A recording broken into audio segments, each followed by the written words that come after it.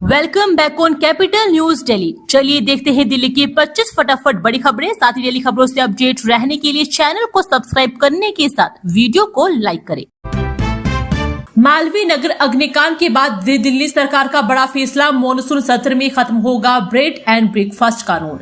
मालवीय नगर स्थित एक bed and breakfast प्रतिष्ठान में हुई भीषण अग्निकांड के बाद दिल्ली सरकार आगामी मॉनसून सत्र में the national capital territory of Delhi bed and breakfast establishments act 2007 को निरस्त करने संबंधी विधेयक पेश करेगी। विधानसभा का मॉनसून सत्र 7 से 11 अगस्त तक आयोजित होगा, जिसमें सरकार 3 महत्वपूर्ण विधेयक लाने के साथ कई अहम मुद्दों पर चर्चा करेगी। दिल्ली सरकार की बड़ी पहल, 13 नए स्टेशनों से होगी PM 2.5 और PM 10 की लाइव ट्रैकिंग, प्रदूषण पर लगेगी लगाम। DPCC ने दिल्ली में वायु प्रदूषण की सटीक निगरानी करने के लिए 13 नई वायु गुणवत्ता निगरानी स्टेशन लगाने की प्रक्रिया शुरू की है। इसके लिए 31 जुलाई को एक टेंडर भी जारी किया गया है। चुनी जाने वाली कंपनी को इन सभी स्टेशनों पर मशीनें लगाने, उन्हें चालू करने और अगले 10 वर्षों तक उनके नियमित संचालन तथा रखरखाव की पूरी जिम्मेदारी उठानी पड़ेगी। इन केंद्रों पर हवा में मौजूद PM 2.5, PM 10, sulphur dioxide, nitrogen oxide, carbon monoxide, ozone, ammonia जैसे मुख्य प्रदूषकों के साथ साथ मौसम संबंधी डेटा को मापने वाले उपकरण भी लगाए जाएंगे। दिल्ली में बेघरों को जल्द मिलेगा पक्का मकान। द्वारका में EWS के 2700 फ्लैटों का अलॉटमेंट करने की तैयारी। दिल्ली सरकार आर्थिक रूप से कमजोर वर्ग के लोगों को लंबे समय से तैयार पड़े फ्लैट आवंटित करने की दिशा में कदम बढ़ा रही है। इसी क्रम में द्वारका स्थित जवाहरलाल नेहरू राष्ट्रीय शहरी नवीनीकरण मिशन के तहत निर्मित करीब 2700 फ्लैटों की मरम्मत को आवश्यक सुधार कार्य के लिए सरकार के दोबारा टेंडर जारी किया है। इससे पहले निकाला गया टेंडर निरस्त कर दिया गया था, जिसके बाद संशोधित प्रक्रिया के तहत नया टेंडर आमंत्रित किया गया। दिल्ली में 4.3 डिग्री तक कम हो सकता है तापमान। RMI और लोडा फाउंडेशन की रिपोर्ट में बड़ा खुलासा। भीषण गर्मी व लगातार बढ़ते कंक्रीट के जंगलों के बीच राष्ट्रीय राजधानी के लिए राहत भरी और महत्वपूर्ण खबर सामने आई है। RMI इंडिया फाउंडेशन और लोडा फाउंडेशन द्वारा बुधवार को संयुक्त रूप से जारी building cooler cities in A warming world report के अनुसार अगर योजनाबद्ध शहरी सुधार लागू किए जाए तो दिल्ली के प्लानिंग जोन F में औसत तापमान 4.3 डिग्री तक कम किया जा सकता है। दिल्ली सहित देश के प्रमुख शहर अपने आसपास के ग्रामीण इलाकों की तुलना में 2 से 10 डिग्री तक अधिक गर्म रहते हैं। कंक्रीट की इमारतें, डामर की सड़कें, वाहनों की आवाजाही और घटती हरियाली स्थानीय स्तर पर गर्मी को खोज सोख कर शहर का तापमान बढ़ा देती है।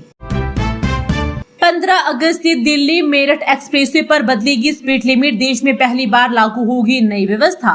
दिल्ली मेरठ एक्सप्रेसवे पर सफर करने वाले वाहन चालकों के लिए 15 अगस्त से बड़ा बदलाव होने जा रहा है। देश में पहली बार किसी एक्सप्रेसवे पर वेरिएबल स्पीड लिमिट की व्यवस्था लागू की जाएगी। इसके तहत दिल्ली के अलग अलग समय में ट्रैफिक के दबाव के अनुसार वाहनों की अधिकतम गति सीमा बदलेगी। पहले चरण में व्यवस्था एक्सप्रेसवे की दिल्ली सीमा में अक्षरधाम से सरायकाले खां के बीच लागू की जाएगी। यह प्रयोग इसलिए किया जा रहा है कि अक्षरधाम से आगे एक साथ वाहनों का जाम न लगे। स्पीड कंट्रोल कर ITO व सरायकाले खां समेत अन्य स्थानों पर पहुंचने वाले वाहनों की संख्या कम की जाएगी। लाल किले पर पहली बार गूंजेंगे वंदे मातरम के सभी 6 चंद। 80वें स्वतंत्रता दिवस पर राष्ट्रीय गान से पहले होगा राष्ट्रीय गीत। स्वाधीनता के 80वें समारोह में लाल किला राष्ट्रीय गीत वंदे मातरम से ओतप्रोत होगा। इस वर्ष स्वतंत्रता दिवस की मुख्य थीम वंदे मातरम रखी गई है। बड़े बड़े अक्षरों में वंदे मातरम, दर्शकों में जहां भक्ति भावपूर्ण होगा, वहीं पहली बार स्वतंत्रता दिवस समारोह के मौके पर लाल किला परिसर में वंदे मातरम के साथ भी छंद के गान लोगों में देश प्रेम के भाव को प्रगाढ़ करेंगे। पूरा देश वंदे मातरम की 150वीं वर्षगांठ मना रहा है। साथ ही संसद के मॉनसून सत्र में वंदे मातरम विधेयक पारित किया गया है, जिसमें राष्ट्रीय गान से पहले राष्ट्रीय गीत बजाया जाएगा। उसमें भी सभी 6 छंद बचेंगे, जिसमें सभी को सावधान मुद्रा में खड़ा रहना होगा। इस कानून के बाद से लाल किला परिसर में भी स्वतंत्रता दिवस समारोह में राष्ट्रीय गीत अनिवार्य हो गया है। पहले प्रधानमंत्री द्वारा ध्वजारोहण के साथ अमूमन राष्ट्रीय गान ही होता था, अब पहले राष्ट्रीय गीत का गान होगा। दिल्ली सरकार में 650 करोड़ के खरीद घोटाले को लेकर प्रमुख सचिव को नोटिस जारी। स्वास्थ्य मंत्री ने मांगा जवाब। दिल्ली सरकार में दवा उपयोग सामग्रियों और चिकित्सा उपकरणों के 650 करोड़ के खरीद घोटाले को लेकर जवाबदेही तय करने की कार्रवाई तेज हो गई है। स्वास्थ्य मंत्री डॉक्टर पंकज कुमार सिंह ने स्वास्थ्य एवं परिवार कल्याण मंत्री विभाग के प्रमुख सचिव को कारण बताओ नोटिस जारी किया है। आरोपी की सरकार के 3 बार निर्देश देने के बावजूद लंबित खरीद प्रक्रियाओं की विस्तृत कार्ययोजना और कार्रवाई रिपोर्ट नहीं सौंपी गई है। मंत्री ने इसे गंभीर प्रशासनिक लापरवाही बताते हुए नोटिस जारी कर जवाब मांगा है।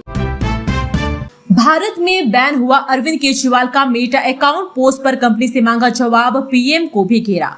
आम आदमी पार्टी के राष्ट्रीय संयोजक अरविंद केजरीवाल ने मेटा और मेटा इंडिया पर आरोप लगाया है कि उनके अकाउंट को भारत में प्रतिबंधित कर दिया गया है। केजरीवाल ने एक्स पर मेटा और मेटा इंडिया को टैग करते हुए इस संबंध में एक पोस्ट किया है। उन्होंने लिखा है कि आपने मेरा अकाउंट क्यों प्रतिबंधित कर दिया है? आपके भारत कार्यालय में मौखिक पूछताछ से पता चला कि मेरा अकाउंट भारत में प्रतिबंधित कर दिया गया है और यह भारत में उपलब्ध नहीं है। क्यों?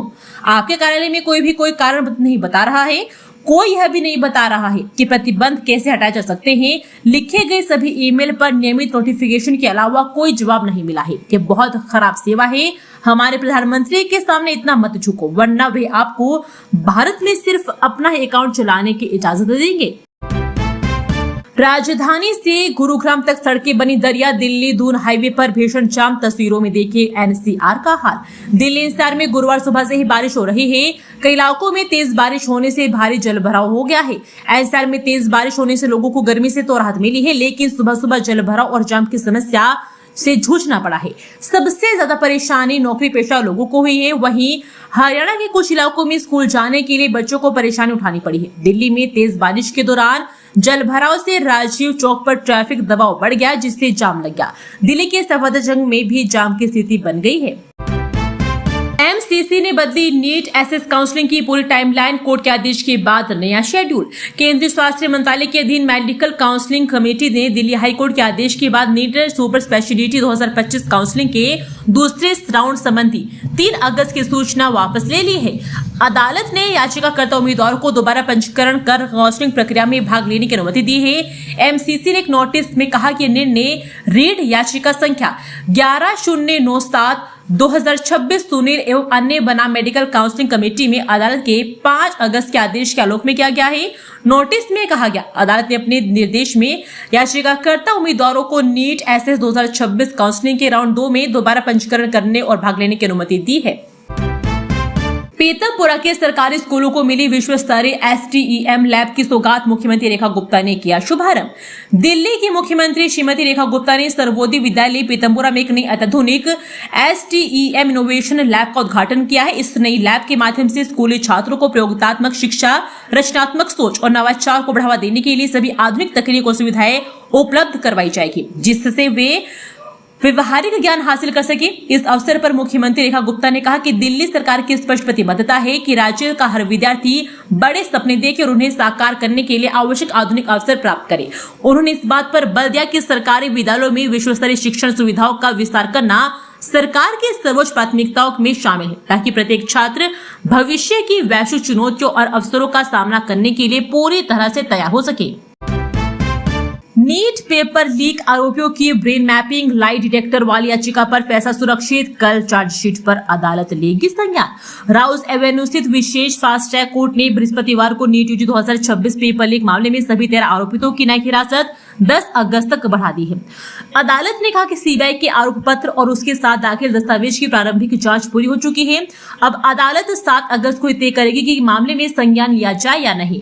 सुनवाई के दौरान आरोपितों की ओर से पेश अधिवक्ता ने अदालत को बताया कि उन्हें आरोप पत्र की सॉफ्ट कॉपी उपलब्ध करवा दी गई है, लेकिन दस्तावेज का अध्ययन करने के लिए समय चाहिए। अगर मैं प्रधानमंत्री की जगह होता तो सबसे पहले गाड़ियों वाले वीडियो पर क्या बोले Sonam Wangchuk. NEET paper leak के विरोध में जंतर मंतर पर हुई सीजेपी प्रोटेस्ट के दौरान प्रधानमंत्री और सरकार को अपशब्द कहने की कई वीडियो वायरल है। इन वीडियो की भाषा को लेकर जब 26 दिन तक अनशन पर रहे पर्यावरणविद और एक्टिविस्ट सोनम वांगचुक से सवाल किया गया तो उन्होंने अपशब्दों पर आपत्ति जताई। एक समाचार चैनल को इंटरव्यू देते हुए जब सोनम वांगचुक से पूछा गया कि इन युवाओं को पीएम मोदी ने भटके हुए युवा कहा तो सोनम बोले, मैं गाली गलौज वाली भाषा को बिल्कुल मंजूरी नहीं देता, लेकिन सरकार के लिए इस बात का संकेत है कि हमारे युवा कितने फ्रस्ट्रेटेड हो गए हैं। सोनम के आगे कहा कि अगर मैं प्रधानमंत्री की जगह होता तो सबसे पहले मैं खुद से पूछता कि मैंने इतना बुरा क्या किया है जो ईद में इतना गुस्सा पैदा कर दिया। ये प्रोफेशनल प्रदर्शनकारी या सड़क के तत्व नहीं है, ये विभिन्न कोर्सों के पढ़ने वाले असली हताश युवा है। कुख्यात रोहित गिरोह के बदमाशों को अवैध हत्या मुहैया करवाने वाला आजमन रास्ता से गिरफ्तार, 25 मुकदमे हैं दर्ज। दक्षिणी दिल्ली के कुख्यात गैंगस्टर रोहित चौधरी गिरोह के बदमाशों को अवैध हथियार मुहैया करवाने वाले बदमाश आजम को क्राइम ब्रांच राजस्थान से टप्पू पकड़ा है। वह फतेहपुर बीरी का घोषित बदमाश है। उस पर दिल्ली शहर के थानों में मारपीट, आर्म्स एक्ट, डकैती, लूट और चोरी के 25 से अधिक मामले दर्ज है। 5 संगीन मामलों में 6 वांछित था, जिस पर अदालत ने इसे भगोड़ा अपराधी घोषित कर दिया था। बताया गया कि आजम 1 साल से अधिक समय से फरार था। इस दौरान वे राजस्थान के अलवर, तिजारा और टपुकड़ा में ठिकाने बदल बदल कर रहा था। पेट्रोल में 50% मिलावट की योजना, लोगों से नई गाड़ियां न खरीदने की अपील, केजरीवाल ने केंद्र सरकार को घेरा। दिल्ली के पूर्व मुख्यमंत्री अरविंद केजरीवाल एक बार फिर से E20 पेट्रोल को लेकर केंद्र सरकार को घेरा है। उन्होंने मोदी सरकार पर कई सवाल खड़े करते हुए लोगों से एक अपील भी की है। केजरीवाल ने अपने ऑफिशियल एक्स अकाउंट पर पोस्ट डालते हुए लिखा, मोदी सरकार का क्या प्लान है? पता चल रहा है कि पेट्रोल में 50% से ज्यादा की मिलावट करेंगे। अभी बस माहौल शांत होने का इंतजार कर रहे हैं। उन्होंने एक्स पर लिखा है कि पहले आपकी E0 और E10 गाड़ियों में जबरदस्ती E20 पेट्रोल डालकर कबाड़ा किया है। आज अगर आप E20 नई गाड़ी खरीदते हैं तो सरकार कुछ दिन बाद उसमें जबरदस्ती E50 पेट्रोल डालकर उसका कबाड़ा कर देगी। उन्होंने कहा कि सरकार जल्द ही डीजल में भी मिलावट करने वाली है। सौरभ दास लग्जरी कोठी में रहने का देते हैं सालाना 12 लाख किराया, जांच एजेंसियां खोज रही कमाई का जरिया। राजधानी दिल्ली के सबसे पोश इलाकों में शुमार ग्रेटर कैलाश की भव्य कोठी इन दिनों देश के राजनीतिक और सोशल मीडिया गलियारों में चर्चा का सबसे बड़ा केंद्र बनी हुई है। वजह है CGP के प्रवक्ता सौरभ दास का वह ठिकाना जिसका सालाना किराया सुनकर भी आम आदमी के पसीने छूट जाए। पढ़ाई कर रहे एक छात्र द्वारा सालाना 12 लाख का किराया चुकाने की इस गुत्थी को सुलझाने के लिए अब दिल्ली पुलिस के साथ साथ केंद्रीय जांच एजेंसियां भी सक्रिय हो गई है। दिल्ली रेवाड़ी रूट पर 2 दिनों तक ट्रेनों की आवाजाही बाधित, जनशताब्दी समेत कई ट्रेनें कैंसिल। दिल्ली सराय रोहिला रेवाड़ी रेलखंड पर दिल्ली सराय रोहिला, पटेल नगर, दिल्ली कैंट, पालम स्टेशनों के बीच ऑटोमेटिक सिग्नलिंग प्रणाली स्थापित किया जा रहा है। इस कारण कई मेल एक्सप्रेस और लोकल ट्रेनों की आवाजाही बाधित रहेगी। कई ट्रेनें निरस्त कर दी गई हैं, कई के मार्ग में बदलाव किया गया है। अधिकारियों का कहना है कि ऑटोमेटिक सिग्नलिंग प्रणाली स्थापित होने से ट्रेन परिचालन बेहतर होगी। दिल्ली शहर में झमाझम बारिश से मौसम हुआ खुशनुमा, उमस भरी गर्मी से मिली राहत। राजधानी दिल्ली सहित NCR के कई इलाकों में बृहस्पतिवार सुबह से बारिश का दौर शुरू हो गया है। सुबह से रुक रुक कर हल्की बारिश होने से मौसम सुहावना हो गया है, लेकिन कई जगहों पर सड़कों पर पानी भर गया है। इससे सुबह समय से स्कूल, कॉलेज और ऑफिस जाने वाले लोगों को परेशानी का सामना करना पड़ा है। सुबह से ही दिल्ली के विभिन्न इलाकों में वर्षा भी हो रही है। हालांकि बीच बीच में धूप निकलने पर उमस हो जाती है। मौसम विभाग की माने तापमान अभी सामान्य से नीचे या उसके आसपास ही रहेगा। गाजियाबाद में LLB की पढ़ाई करेगा दिल्ली दंगों का आरोपी शादाब, कोर्ट ने दी दाखिले की अनुमति। कड़कड़ुमा कोर्ट ने वर्ष 2020 के दिल्ली दंगा साजिश मामले के आरोपित शादाब अहमद को गाजियाबाद स्थित कृष्णा लॉ कॉलेज में LLB पाठ्यक्रम में दाखिले की प्रक्रिया पूरी करने की अनुमति दे दी है। अदालत ने उसे 4 साल से 7 अगस्त तक सुबह 10 बजे से शाम 7 बजे के बीच दिल्ली से बाहर जाने की इजाजत दी है ताकि वह प्रवेश संबंधी औपचारिकताएं पूरी कर सके। शादाब अहमद की ओर से पेश अधिवक्ता राहुल देव ने अदालत को बताया कि उनका मुवक्किल विधि की पढ़ाई करना चाहता है, लेकिन सर्वोच्च न्यायालय द्वारा 5 जनवरी को जमानत देने समय लगाई गई शर्तों के कारण वे अब तक दाखिला नहीं ले सका है। वजन 209 किलोग्राम मशीन से लेनी पड़ रही थी सांस, अब एम्स दिल्ली में सर्जरी से मिल गई नई जिंदगी। एम्स के चिकित्सकों ने 209 किलो वजन वाली गंभीर मोटापे से पीड़ित मरीज के सफल बैरिएट्रिक सर्जरी कर उसे नई जिंदगी दे दी है। डॉक्टर के अनुसार मरीज की हालत ऐसी थी कि उसे सांस लेने के लिए CPAP मशीन का सहारा लेना पड़ रहा था और गले में ट्रैकियोस्टोमी भी करनी पड़ी थी। सफल सर्जरी के बाद अब वह बिना CPAP मशीन के स्वयं सांस ले पा रहा है। सर गंगाराम अस्पताल में आईजी एयरपोर्ट तक ग्रीन कॉरिडोर। ट्रैफिक पुलिस के रियल टाइम तालमेल से बची 4 परिजनों ने जताया आभार। दिल्ली ट्रैफिक पुलिस ने एक बार फिर तत्परता का परिचय देते हुए मंगलवार को ग्रीन कॉरिडोर बनवाकर लीवर ट्रांसप्लांट के मरीज को सर गंगाराम अस्पताल के समय पर आईजी एयरपोर्ट के टर्मिनल 4 तक पहुंचाया है। मरीज को हैदराबाद में होने वाले लीवर ट्रांसप्लांट के लिए निर्धारित फ्लाइट पकड़नी पड़ी थी। जानकारी के मुताबिक मंगलवार शाम करीब 4:30 बजे करोलबाग ट्रैफिक सर्कल को मरीज चौहान के लिए ग्रीन कॉरिडोर बनाने का अनुरोध मिला है। मरीज को शाम 6 बजे अस्पताल से एयरपोर्ट के लिए रवाना होना था। सूचना मिलते ही हेड कांस्टेबल सनी ने संपर्क अधिकारी तरुण से समन्वय स्थापित किया और सभी संबंधित अधिकारियों के बीच रियल टाइम तालमेल सुनिश्चित करने के लिए एक व्हाट्सएप ग्रुप बनाया। अवैध बोरवेल पर कार्रवाई की आड़ में उगाही। यमुना पार में बाहरी लोगों को भूमिका पर उठे सवाल। भूजल स्तर को गिरने से रोकने के लिए एनजीटी ने राजधानी में बिना अनुमति बोरवेल पर रोक लगा दी है, लेकिन अब भी यमुना पार के विभिन्न इलाकों में अवैध बोरवेल लगने जा रहे हैं। आरोप है कि प्रशासन अवैध बोरवेलों पर कार्रवाई तो कर रहा है, लेकिन कुछ अधिकारियों का उद्देश्य भूजल बचाने से ज्यादा लोगों ने उगाही करना है। आरोप है कि प्रशासनिक अधिकारी अपने साथ ऐसे लोगों को छापेमारी करने जा रहे हैं जो विभागीय है ही नहीं। ये बाहरी लोग पहले लोगों को नोटिस से डराकर पहले लोगों से उगाही का प्रयास करते हैं और रुपए न देने पर बोरवेल सील कर देते हैं। जामताड़ा की तर्ज पर इंदौर से चल रहा था साइबर ठगी का बड़ा नेटवर्क। 3 महीने से में दूसरे बड़े कॉल सेंटर का भांडाफोड़। देश के सबसे स्वच्छ शहर के रूप में पहचान बना चुका इंदौर अब जामताड़ा की तरह साइबर ठगी के नए ठिकाने के रूप में भी उभरता दिखाई दे रहा है। पिछले 3 माह के भीतर दिल्ली पुलिस ने इंदौर में संचालित साइबर ठगी के 2 बड़े नेटवर्क का भांडाफोड़ किया है। पहले पश्चिम जिला साइबर थाना ने फर्जी एक्सपोर्ट कॉल सेंटर का पता लगाया था, जबकि अब द्वारका जिला साइबर थाना ने शेयर बाजार और फॉरेक्स ट्रेडिंग में अधिक मुनाफे का झांसा देकर ठगी करने वाले अंतर्राज्यीय साइबर गिरोह का भांडाफोड़ किया है। ताजा मामले में द्वारका जिला साइबर थाना पुलिस ने इंदौर स्थित मारी माता चौक के पास एक शॉपिंग कॉम्प्लेक्स में संचालित अवैध कॉल सेंटर पर कार्रवाई कर 6 आरोपितों को गिरफ्तार किया है। आरएम अस्पताल के सुपर स्पेशलिटी ब्लॉक को नहीं मिली एफएफआई एनओसी। दिल्ली का सीपीडब्ल्यूडी को कमियां दूर करने के आदेश। राष्ट्रीय राजधानी के प्रमुख केंद्रीय अस्पताल आरएम अस्पताल का super speciality block fire safety प्रमाण पत्र नहीं मिलने के कारण अब तक शुरू नहीं हो सका है। दिल्ली अग्निशमन सेवा के निरीक्षण में मिली 20 कामयाब तक दूर नहीं होने से विभाग को 2 बार फायर एनओसी देने से इनकार कर चुका है।